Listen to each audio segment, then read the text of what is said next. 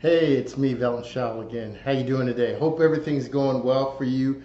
I just wanted to spend a few minutes. I've been thinking about a lot of things, and one of the things that came to mind was when I started my business almost 10 years ago now. I started a business and really started it in one of the most difficult times that anybody could start a business. If you remember, back in 2007, 2008, the market crashed and things were not going well in the economy, and corporations were cutting back, and people were losing their jobs, and companies were closing their doors, and people were losing their homes, and just a lot of negativity all around. And I wasn't totally removed from that. I was in a situation where I was working at a resort, and you may have heard me say it before, they decided to go in a different direction, and that direction didn't include keeping me as a member of their team.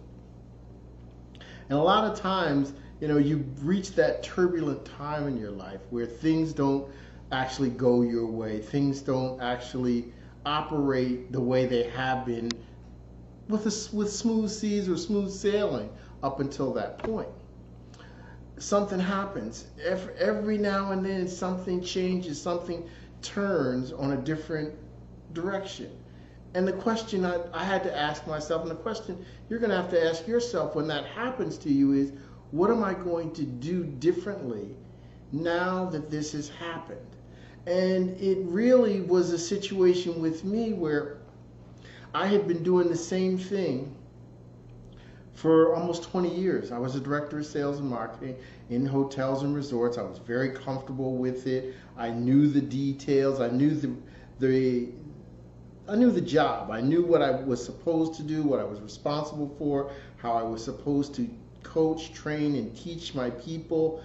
The only thing that ever changed, or the only thing that was ever different, was the physical property at that particular point in time that I was responsible for.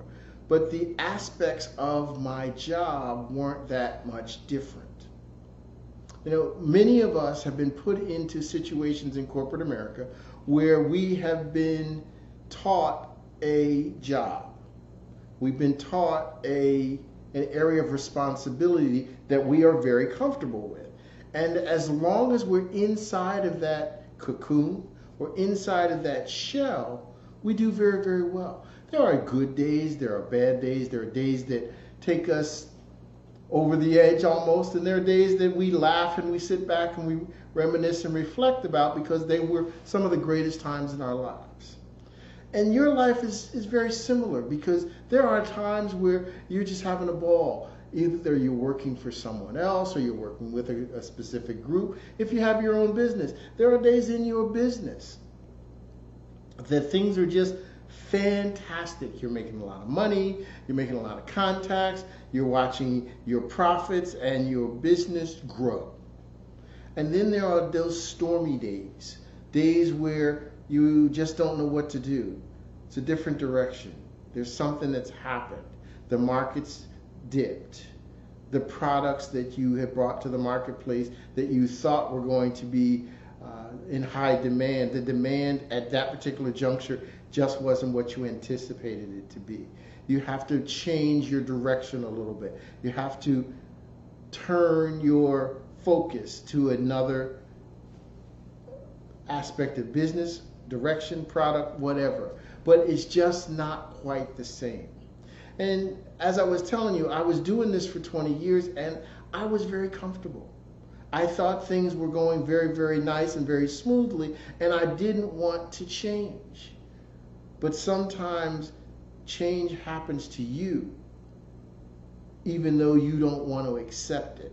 And the biggest challenge is that when that starts happening, you have to adjust. You've heard me talk about navigating the seas of transformation.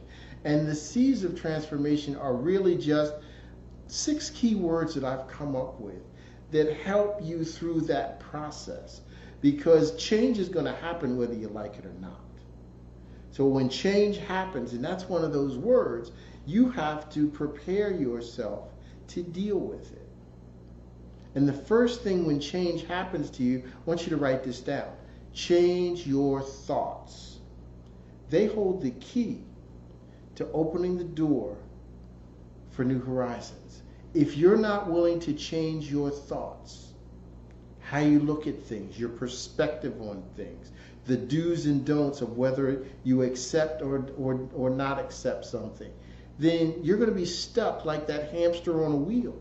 You're going to be running and running and running and really going nowhere because everything around you has changed and you are not willing to accept that change. You've seen it 1,000 times where people become obsolete because they're not willing to change. They're not willing to make the adjustment. Think about one of your favorite athletes that was at the top of their game at one point. And over time, things changed.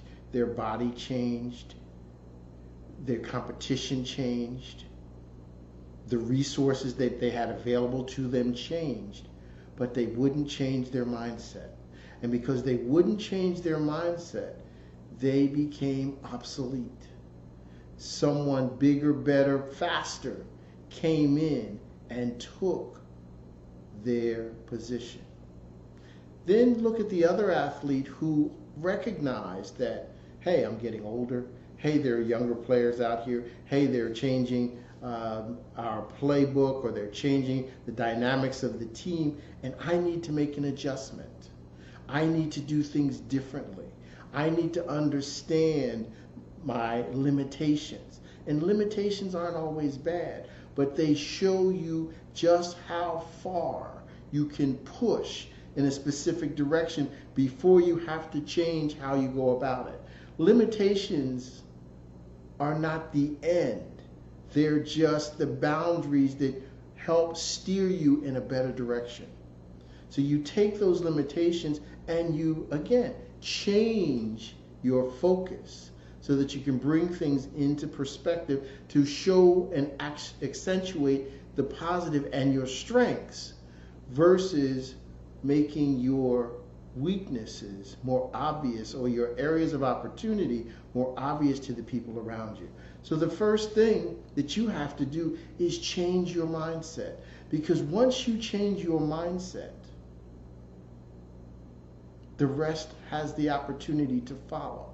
Now, you say, Velton, change my mindset. Yeah, you say that like it's really, really easy. It is not easy. And I'm not going to sit here for 1 minute and tell you that I had an easy time of it, or I know anybody who really had an easy time of change. We are creatures of habit.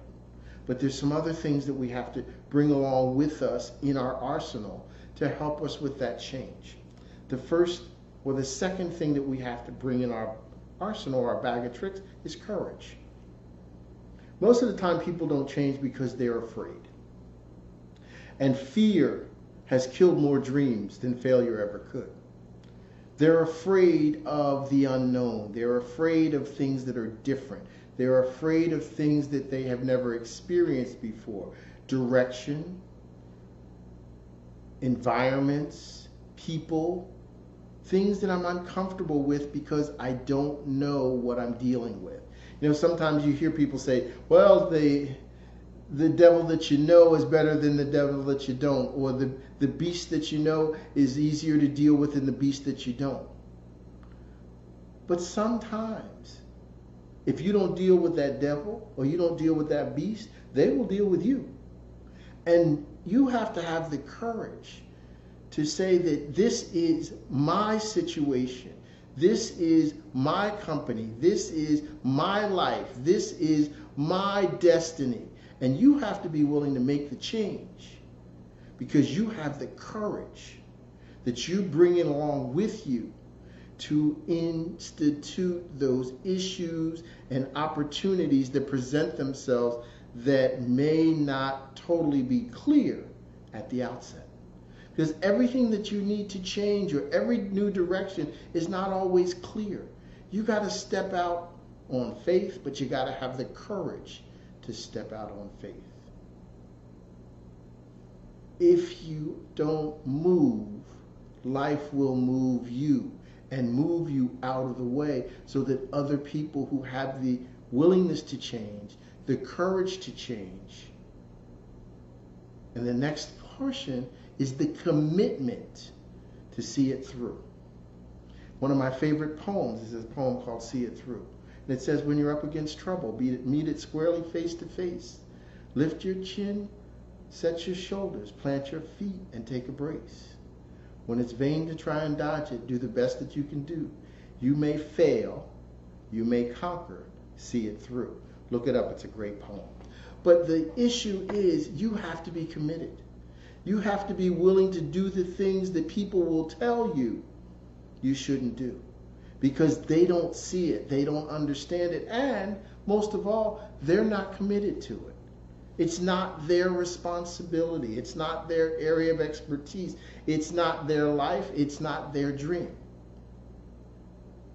It's yours. So you have to be committed to doing the things that are necessary. One of my favorite quotes is this: you have to be willing to do the things that other people won't today, so tomorrow you can have the things that other people can't. And the reason that you can have these things is you had the courage, you made the commitment to see it through, and you were willing to change the things that you could to usher in the good times, to deal with those dips, to deal with those waves in the seas that you're going to be encountering. You had the courage to step forward and take on the change and the commitment to stick with it when the tough times come. Courage is not easy. And courage is something that you have to find within you. And to muster that courage, you have to have the confidence in yourself. A lot of people think they're courageous, or say they're courageous, but they're really not courageous because they don't have the confidence to do the unexpected, the unknown, and they're unwilling to go where they've never gone before. Are you willing to make the change? Are you confident in yourself? You know, confidence is one of those things where we have to figure it out, because if we don't believe in ourselves, I'll let you know a little secret. If you don't believe in yourself, nobody else will either. People respect you when you are confident. People understand confidence. Now, I'm not going to tell you that confidence is always accepted as in a positive vein. There are people who are going to tell you that they don't think you're confident. They think you're arrogant. There's a difference between confidence and arrogance. And there's two differences. One is arrogant people are usually people that you can't talk to, people who don't listen, people who know everything.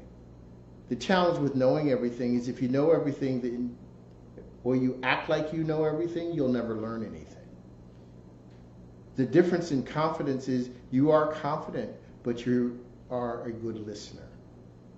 And once you've listened and once you've understood, you speak in a confident, not arrogant tone. So I encourage you to be confident, to find that inner fire, to find what many people talk about is your why, because your why will help you with your confidence. Once you understand why you're doing something, once you understand how you're going to do something, once you've thought through the process of getting something done, it brings confidence. And sometimes confidence can be found, many times, in educating yourself. If you don't know about something, don't pontificate a lie or profess that you do. Study, read, find out the answers. You know, I spend a lot of my time reading, exploring. I've turned, you know, it's funny because my kids get into the car with me now. And at one point as they were growing up, they used to say to me, "Dad, your music, it's putting me to sleep," because I'm a jazz lover. I'd always have the jazz music playing. And my son and I would be traveling from home to a soccer game or from soccer game to soccer game. And he said, Dad, you know, when I get in the car with you, going from game to game or going from the home to the game, I get a good nap.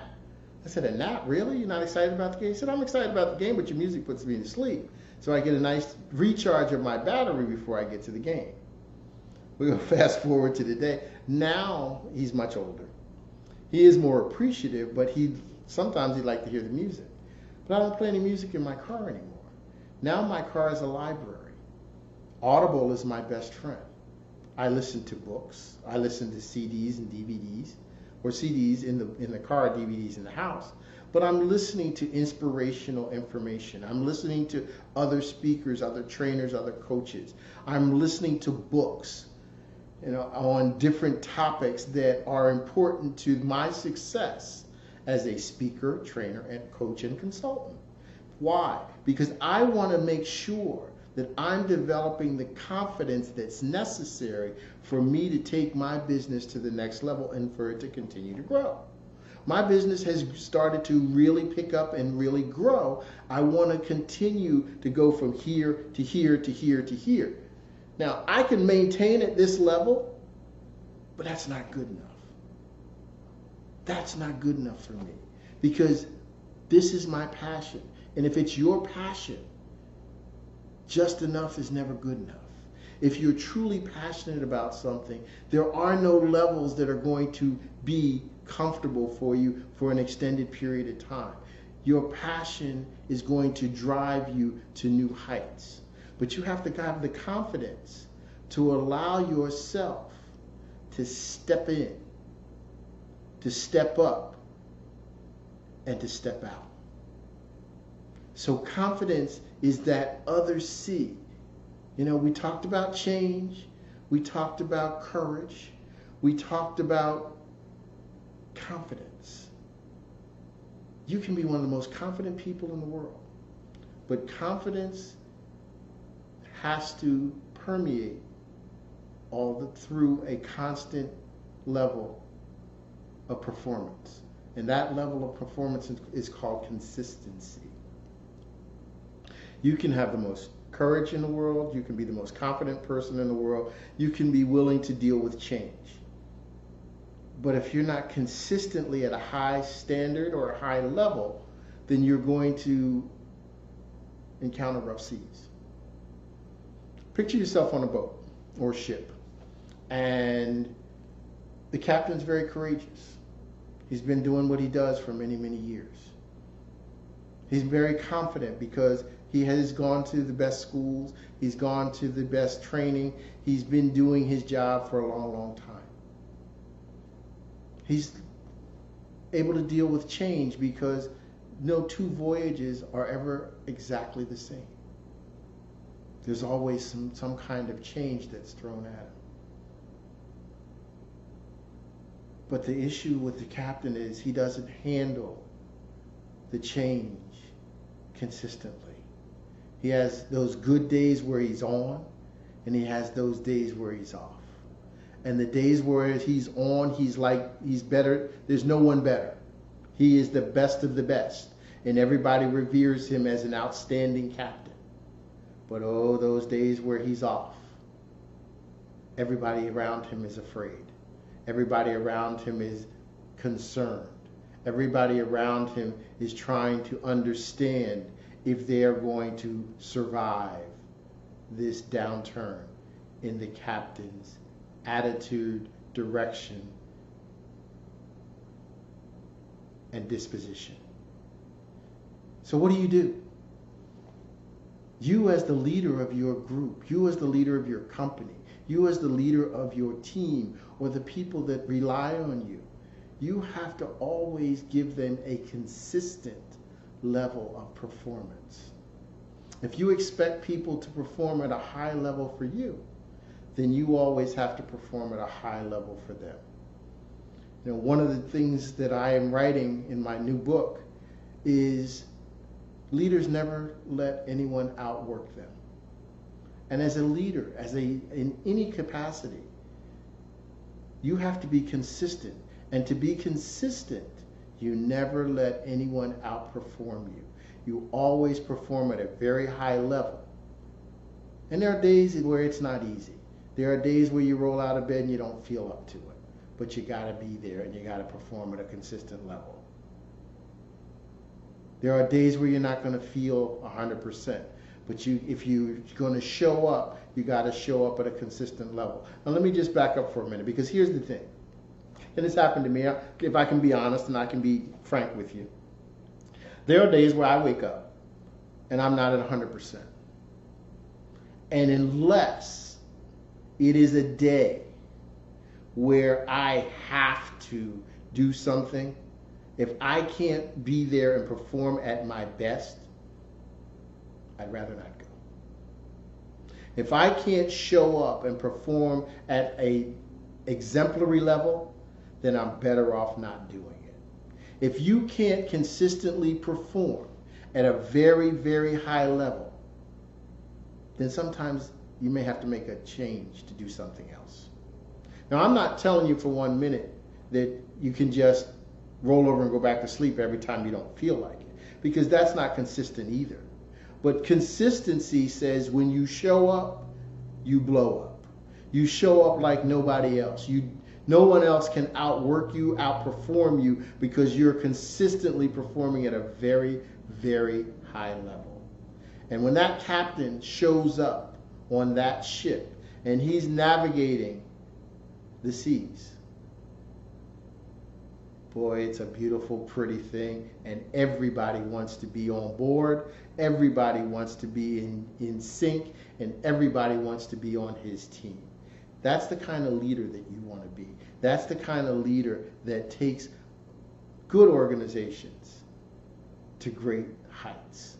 And those are the people that are in high demand in this very competitive market for leaders. And we talked about change. We talked about courage, we talked about confidence, and we talked about consistency. One of the other areas, when you put all of those together, you said, well, Velton, that sounds great. That really sounds awesome. So what else? Is there anything else? Sure there is. Because we talked about now just working on you, and primarily you as an individual.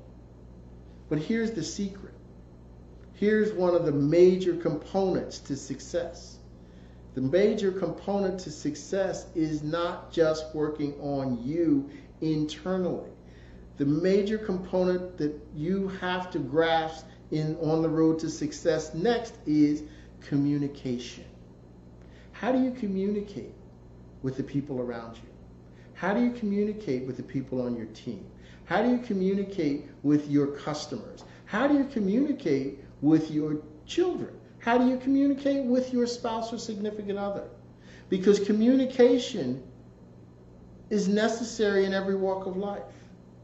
If we're not good communicators, then everything else is for naught, because we can't exist as an island.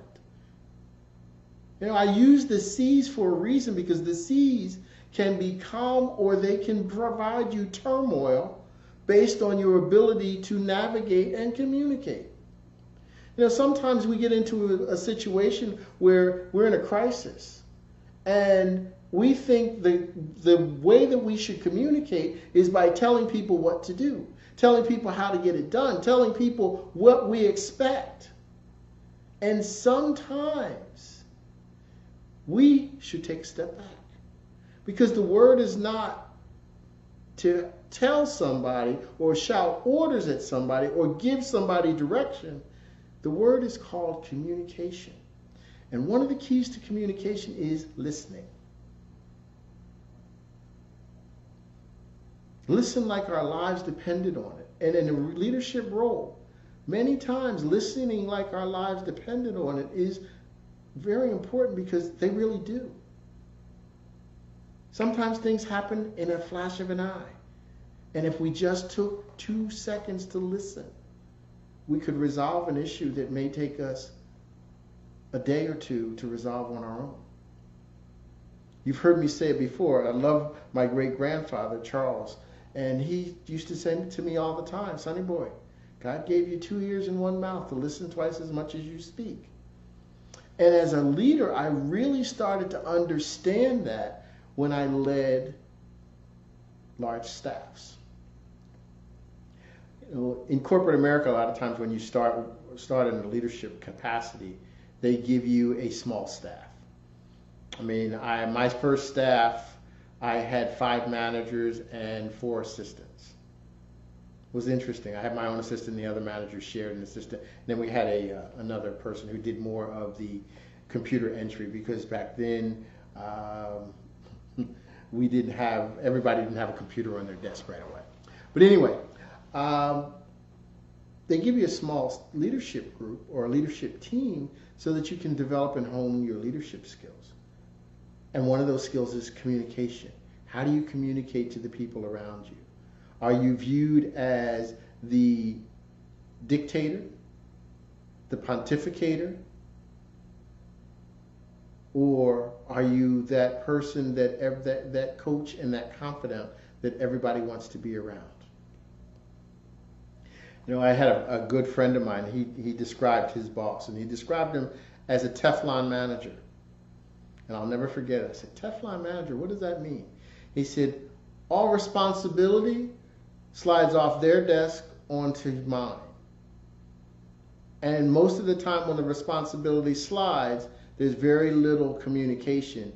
I just get a note that says, can you handle this? No details, no information, just handle this. And I said, wow, that's not an easy situation. He said, no, just total Teflon. He said, but on the other side, it's Velcro credit. I said, Velcro credit?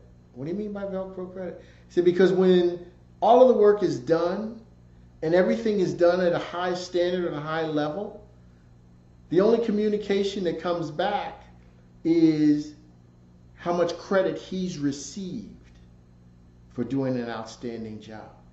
The credit is never communicated to those people on the front lines or the downline of the organization that's actually doing the work.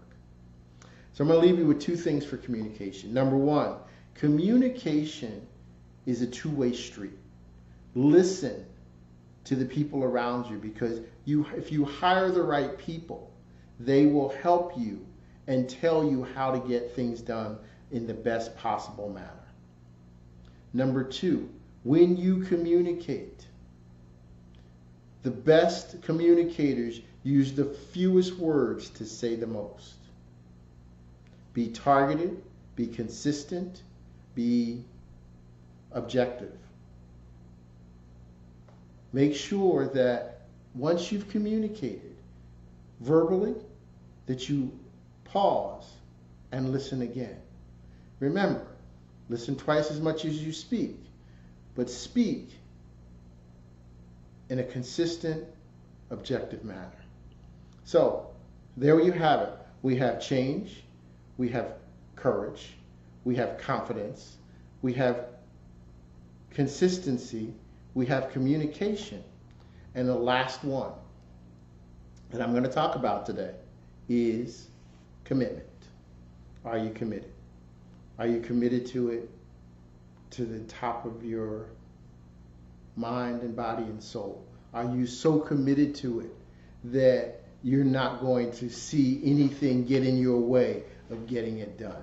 Commitment is the end all of everything. You can deal with change, but if you're not committed, sooner or later, you're going to get tired of change.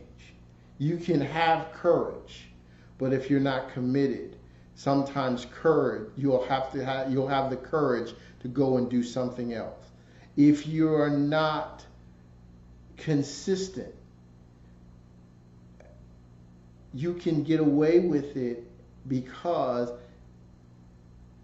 lack of consistency also shows lack of commitment. So you've got to make sure that you're committed to help you be consistent in the things that you want to be consistent with. Commitment is also a major part of confidence.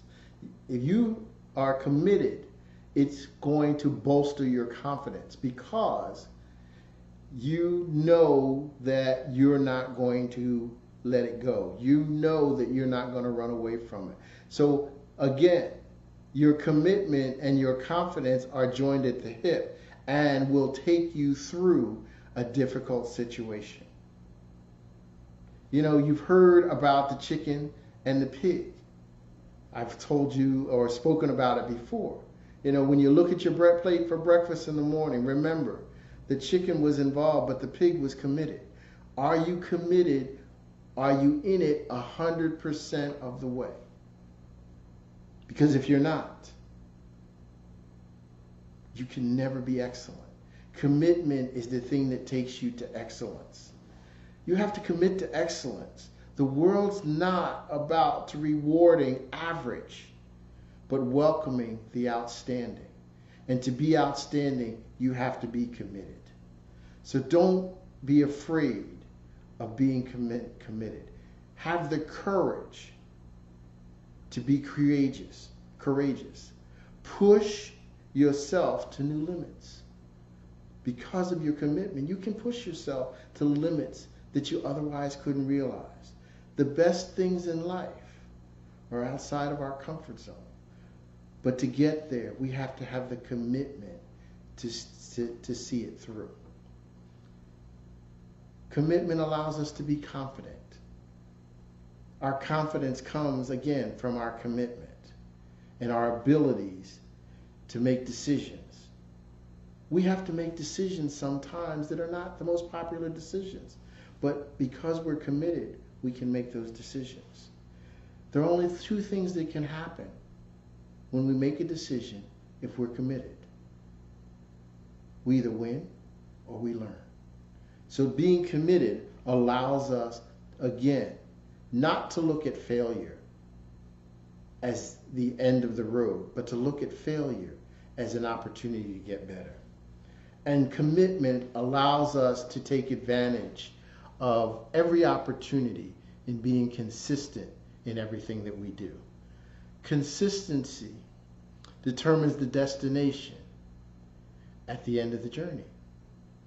Consistency will take you from good to great. Average results will quickly be converted to outstanding, but you have to be committed. And I used all of the C's to really reinforce the fact that if you're committed, there's nothing that can stand in your way to achieving greatness.